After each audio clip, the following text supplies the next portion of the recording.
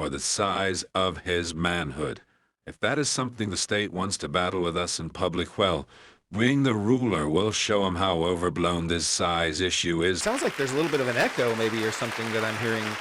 No, Mr. Birdman, that is me, that is my life, that is how I always sound. The echo is always there. Defense of the flag. No, I totally get the idea. The Marines are The Marine Corps has a law. Somewhere hidden on the commuter train you're on now is the small box wrapped in brown paper with a red bow.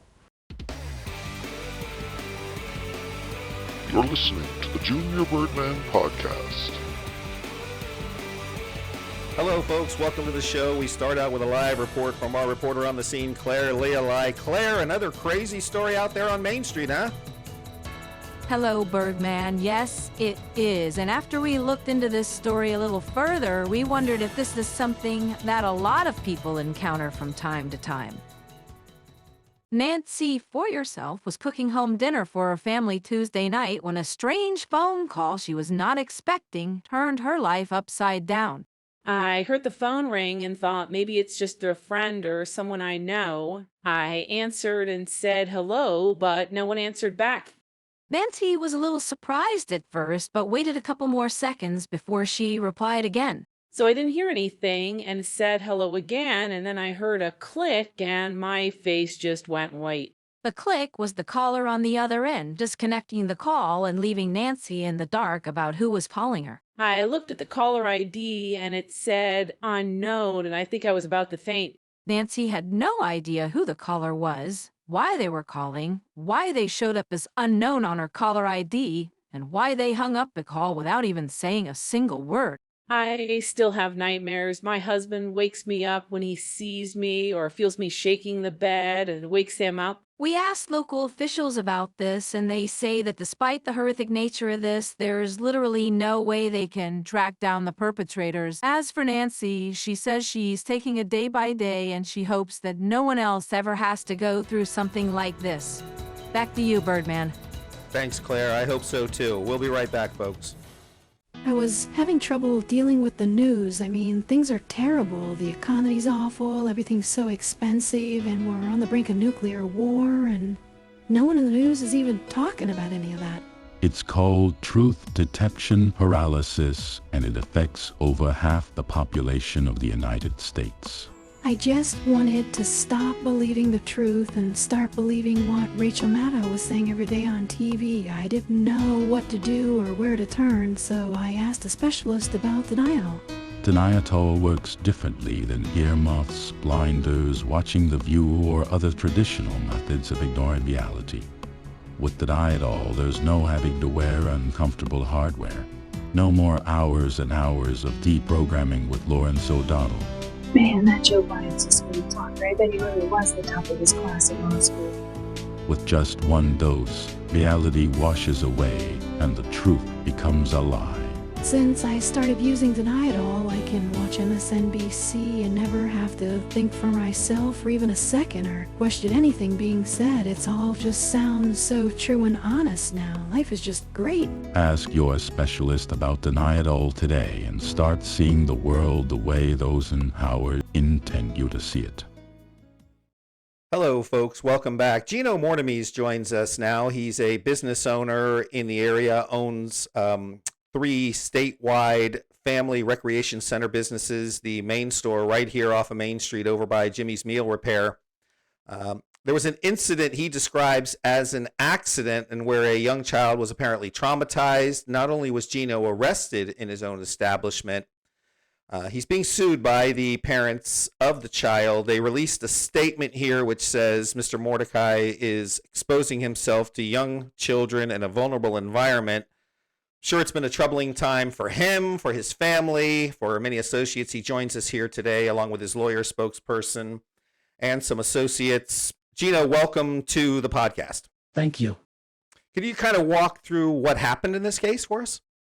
Well, I can speak to that, Mr. Birdman. My client was following mandatory state guidelines that are enforced vigorously by the state and that are so stringent that it's impossible for anyone to always follow them to the letter of the law in all instances. This is a case of government overreach and abuse of the system against a man who's done nothing but contribute joy and happiness to families across this state for years. I just want to understand really what happened in this case. I know Mr. Mordamese was arrested. Can you just kind of walk through in this case exactly what happened in the incident on that day?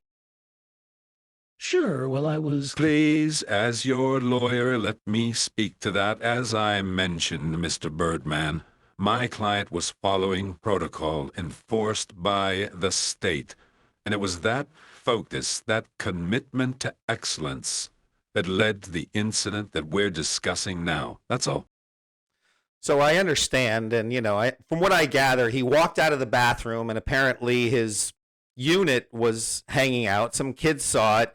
He ran screaming back to his parents at the table. It was an accident. I forgot to zip up, and after I washed my hands, I opened the door. Again, I want to emphasize that my client's intent was to follow the mandatory guidelines enforced by the state. As you heard him say very clearly, he washed his hands before exiting the lavatory, a state requirement that has been abused by local and state politicians for years, and they try to get back at these poor citizens who try to stand in their way for corruption and against lawlessness. And I just forgot to zip up. I wasn't wearing underwear, and I didn't even know the kid was yelling about it until I felt the zipper on the underside kind of cutting into it. Please allow me to mention, Mr. Birdman, that Mr. Mordamese has been a leader in the community for years. He's dedicated his life to the happiness and well-being of children, the betterment of his community. The families he's served for years are very grateful.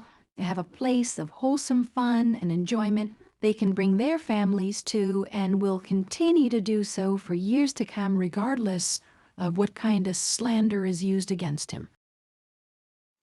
Gino, you must feel like this incident's kind of damaged your reputation a little bit, I imagine. I mean, it's... Reputation of Mr. Mordamese stands for itself. If you ask anyone in the community in general, you'll find massive support for this man, what he's done for them, I can tell you that. I want to reiterate that my client is completely innocent of these charges and will be proven so in a court of law once his day comes. We intend to prove without any reasonable doubt that these charges are false. This entire incident is a sham, cooked up by a shady backroom politician out to make the average man suffer. Okay. I want to read the statement from the family. They said that their child's been deeply traumatized by the incident. They said the child was entering the bathroom.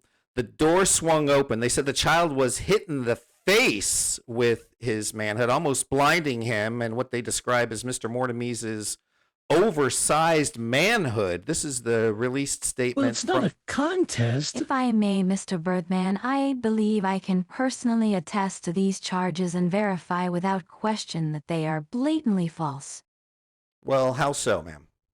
Yes, and I have been with him for about a year now, and I can tell you, it's not big enough to slap a child in the face, let alone blind one. This is something these parents and the child have blown way, way, way out of proportion. Well, not way out of... I agree. I can confirm that there is no way this child was harmed by his manhood. It's not that intimidating, I assure you. It's not something you're going to see and go, wow, or anything like that. I mean, I think it's just pretty I can say I don't think he has on the door. I don't see any in any drawer. I don't think he have any ever. I seen his house ever from Mr. Thomas. No, wait a minute. I have underwear. Mr. Birdman, I must point out that a man without underwear is a virile and strong man with a very normal-sized manhood, certainly not large enough to shock or surprise anyone, let alone a small child who is probably about the same actual size as Mr. Mordamese, measured by a ruler. Mr. Birdman, I must interject here again and reiterate that Mr. Mordamese has not been convicted of anything. He is completely innocent of these charges. There have been no formal charges ever suggested regarding any unlawful activity surrounding his undergarments or the size of his manhood. If that is something the state wants to battle with us in public, well, Bring the ruler. We'll show 'em how overblown this size issue is for them. I'll tell you I that. agree. Once the public sees the real size of Gino and his parts, they'll completely understand how much these claims have been way, way overblown. No doubt about it. He's a very nice man, and he's being blamed for something I don't even think he's capable of doing if he wanted to. I don't even think he would be able to stick out of his pants with his zipper were open. This is what we will prove in court as well. We will have our OJ and that gloves not fitting moment. We will have 3 condom sizes, small, medium, large will present, and even the small will fit very loosely on my client, as the jury will see. Once the jury sees this for themselves, it'll be very clear the kind of man my client actually I also is. want to note that Mr. Mordamese has never been photographed without his underwear on in public, and nor other children have ever reported that Mr. Mordamese has an oversized tool. Even those that have used the urinal next to him have never reported that his size was particularly threatening or impressive or even noticeable at all. Well, when do you expect the trial to begin? Well, we have a procedural... I can answer that. We have a procedural hearing this week and expect jury selection to begin sometime early next month. What's the procedural hearing about? It's about whether or not the U.S. system of inches will be used in the case, or whether measurements will be presented in the metric system as the state desires. We feel introducing the metric system is a trick by the state to make things appear larger than they really are to the public. You say, 1 1/4 inches, and, that sounds like nothing. You say 38 millimeters, it sounds a lot bigger than 1 1/4 inches, believe me. I also need to publicly reiterate that there is no public record anywhere of Mr. Mordamese being recorded to have a large-sized manhood, nor has anyone ever reported that an interaction with it has been even memorable, let alone exhausting or traumatizing. I can confirm that as well. I don't think I even remember feeling it when we were together. Yes, I agree. I can confirm as well. I think I even fell asleep once. I didn't even know it was in there. See, that's why I thought there's no underwear as a casa. See. Well, Mr. Mordamese, thanks for joining us today. Thank you. We'll be right back, folks. And now a word from Mr. Bridges. I know what it's like for people because I've experienced it myself. Feeling down, you go out to some place to have a good time. Find yourself looking at some guy up on stage with makeup, half his head shaved and a nose ring, spilling his soul out to you in some unrecognizable lyrical rhyme while people are snapping their fingers all around and you can't even crack a smile. Believe me, I've been there. But then I discovered the Junior Birdman podcast and it completely turned things around for me. Now, instead of going to poem readings at a bookstore, I go to comedy clubs where people laugh and have fun. I told my brother, my sister, my cousin, my mom. I even told the cashier at the local grocery store about it. She looked at me kind of funny, but maybe she'll start listening. Who knows? Welcome back to the show, folks. We have a very special guest joining us. Mr. Kennedy, welcome to the Junior Birdman podcast. Well, Mr. Birdman, I want to thank you for having me on your wonderful show here today. It's my pleasure, sir. It sounds like there's a little bit of an echo maybe or something that I'm hearing. No, Mr. Birdman, that is me, that is my life, that is how I always sound. The echo is always there, around every corner, haunting our every word as we look forward to a future where our children and their children can play and joy in peace. In a world without endless echoes. I see, sir. No, that's right. Is the applause thing, is that part of it too? As Mr. Birdman, even a short statement like this one with a drop-off and sharp ending followed by a long pause can evoke applause from an audience that all can share in for several seconds. Oh, that's pretty interesting. Feel what I mean? Yeah, that's pretty cool. Well, how are things going for you out there right now? Lately, it's been a little busy. The challenges mount and continue. Our lives and hopes carry on. We push forward with a grateful heart and a hopeful spirit. I mean, that's great. I mean, sounds good. Have plans for the summer? Anything special going on with you? We will push forward to achieve a memorable and satisfying summer vacation for our family, our friends, and our adored loved ones in this world, and all of us. We will move ahead in the spirit of and the resemblance of the great R.N.F. Pauly Shore and his famous phrase, "It being my dear bro." Well, that sounds like it's a lot of fun. I really appreciate that. That's great, sir. Thanks. Mr. Birdman, I just wanted to congratulate you on a great show. The Junior Birdman podcast brings joy to the hearts of the elderly, laughter to our citizens, inspires the dreams of millions of children across the globe, although I don't want them listening too often. From here on Main Street to the hallowed halls of the great podcast cast, we salute you and your enduring spirit. Wow, sir, that's very, very nice. Thank you for that. Very much appreciate you and those kind words. But the time passed, reservations subsided, the plans moved forward for generations to come, so that the Junior Birdman podcast lives on and endures in our cherished hearts and our cherished futures. Thank you very much, ladies and gentlemen. Thank you again, sir. We'll be right back, folks.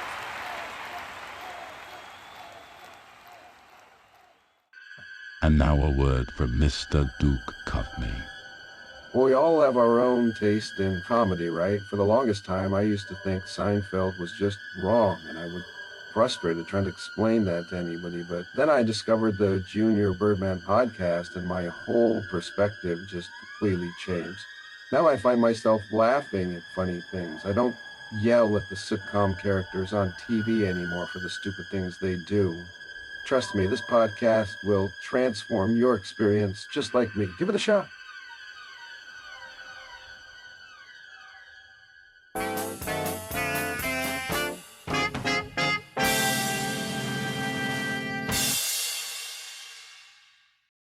I wonder if, like, individual soldiers, though, in the military consider it disrespectful if you burn the American flag, you know? Yeah, if you do it in effigy, it is, yeah.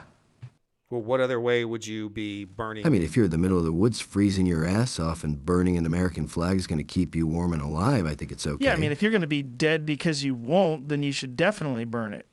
Well, how often are you going to be stuck in the woods and need an American flag burning in order I'm not saying there's a real situation where you're going to be frozen unless you burn an American flag to generate enough warmth to keep you alive. I'm just saying it's not that you're burning a flag in effigy, so I think it's okay. So maybe there's some times when it's okay. I mean, if they do the flag raising ceremony and the flag touches the ground, they have to burn it. So there's some cases where even the military burns flags. Yeah, no, that's true. I guess, you know. Right, they're not doing it in effigy as a sign of disrespect. No, yeah, they're actually doing it out of respect. I just wonder if an individual can make the decision to do that on their own when they think it's appropriate. I don't know. Sam would know. We can call him. All right, we can call Sam. It's just that he always sounds like a military commercial when we talk to him. But if you want, yeah, let's get him on the phone. I think what offends people is seeing some idiot burn a flag who has no appreciation for a country that even allows him to do that. What should we do? Should we be more like Iran, you moron? Yeah, no, I agree with that. That's kind of silly. And yeah, there's plenty of people who disrespect the flag as it is. Okay, I got Sam on the phone. All right. Sam, can you hear me okay? How you doing? Hello, Birdman. How can I help you? Well, I'm glad you joined us. We were having a conversation here, and we were trying to figure out whether or not it's ever appropriate for a person to burn an American flag for some reason. Like if you were stuck and your only choice... Did you just say burn the American flag? Yeah, like if you were stuck out in the woods maybe and you had to light a fire and that was the only way to keep yourself warm, would it be okay for you at that point then to... Let me just tell you something, Birdman. You never, ever, ever burn the American flag. Ever. Okay. You'll find my lips puckered to the backside of some commie bastard's frozen ass before you'll find me burning an American flag. I could tell you that. Well, okay, I understand. I'm just wondering, you know, and maybe there's a situation where you're out there, you're going to die, and, you know, your life is at stake, and the only thing you can do is burn a flag to keep yourself... All those things only matter to a man who doesn't have pride, who doesn't have honor, who doesn't have what it takes to be a United States Marine. All right, well, I wasn't talking about the Marines specifically in this Semper case. Fi, it's not just something Marines say, it's a life they live. Oh, I know. Marines live by a set of values that few have the ability to commit to. Fragility is not an asset to the United States Marine, no sir. He's about strength. He's about resilience. Marines live with a strong sense of duty, honor, commitment, love for their country. You can't torture a Marine's loyalty to the flag, Adam, I can tell you that. Sam, what we were trying to figure out was whether or not burning The Marine Corps' commitment to rigorous training has resulted in the highest standards in the most physically fit human beings on the planet. Marines are about courage, willingness to face danger in defense of their country, in defense of the flag. No, I totally get the idea. The Marines are The Marine Corps has a long, rich, and honorable history dating all the way back to 1775, Birdman. I understand. They have a long tradition, Sam. What we're trying to figure out is whether or not it's ever appropriate to burn... From the halls of Montezuma to the shores of Tripoli. Yep, we know the The saying. Marines have always prided themselves on teamwork and camaraderie.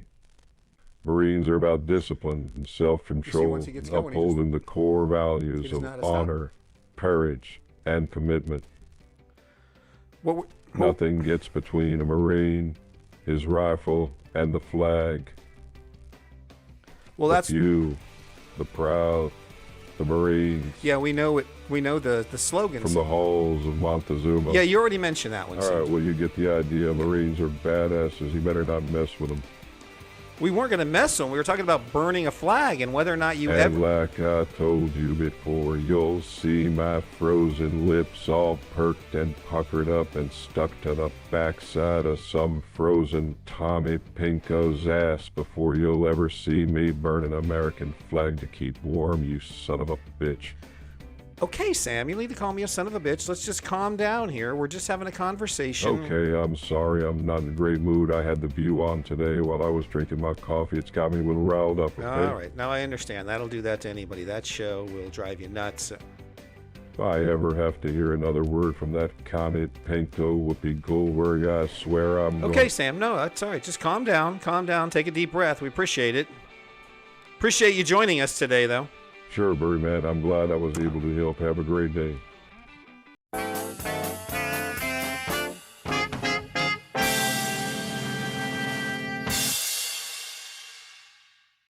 How often have you thought how much better life would be if we could just eliminate the letter G from the English alphabet? Not often? Well, that makes you normal, so tune into the Junior Birdman podcast and listen along with other normal people. You have nothing better to do anyway. Hello, this is the Birdman. How can I help you? Yes, I understand that you require someone with a special set of skills. Who is this? Perhaps I am mistaken. Perhaps you do not have a flock of birds in your backyard causing havoc to you and your neighbors. Well, I don't have a flock of birds in my backyard causing havoc. Ah, but why do you sound so frightened? What do you have to fear? Where are you hiding? Who is this? What are you calling about? You see, one simple question, and you fall apart. Who's calling? What is it you're calling about? I don't understand what this is even about. Why are you calling this number? Who gave this number? Now everyone can see the true Birdman, his uncontrollable anger and rage, the same anger and rage that has led me to this place to call you here today, Mr. Birdman. Well, I still don't understand why you've called me. Listen very carefully to what I have to tell you now. Somewhere hidden on the commuter train you're on now is the small box wrapped in brown paper with a red bow. It has an envelope on top and a nice card wishing you a speedy recovery. Some flowers are sewn in the bow on top of the box as well. It's quite lovely and special. Here to find this box, open the card, smell the flowers, and get it off that train immediately to save those passengers. I don't even know what you're talking about. I'm not on a train right now. Oh, I see. Then perhaps I've just called the wrong number by mistake. Is that what you're saying, Mr. Birdman? Well, I guess you have. Yes, apparently so. Well, then I'll have 2 large double cheese and sausage, well done, double cut, and a dozen garlic rolls, and I have a coupon. Okay. you want the combo with the 2-liter, it comes with a side salad instead. You could swap it for the garlic rolls if you No, want. I think the coupon's a better deal in this case. All right, the coupon you get $4 off, but the side salad's free with the combo. It's regular $6.99, and you could swap it out for garlic, even cheesy bread if you wanted instead. But that's pickup only, right? Yeah, that's pickup only. Ah, okay, let's do that with a cheesy bread and a 2-liter Mountain Dew. All right. Double sausage, double cheese and sausage on both? Yes, and remember, well done, double cut. All right. Give me about 25 minutes, okay? Okay, thank you, Brent. Yeah, you got it. Yeah, that's the pickup. Thank you for listening to the Junior Birdman podcast. Be sure to like this video, share this video, subscribe to the channel, and hit the notifications bell to be alerted when new videos are posted.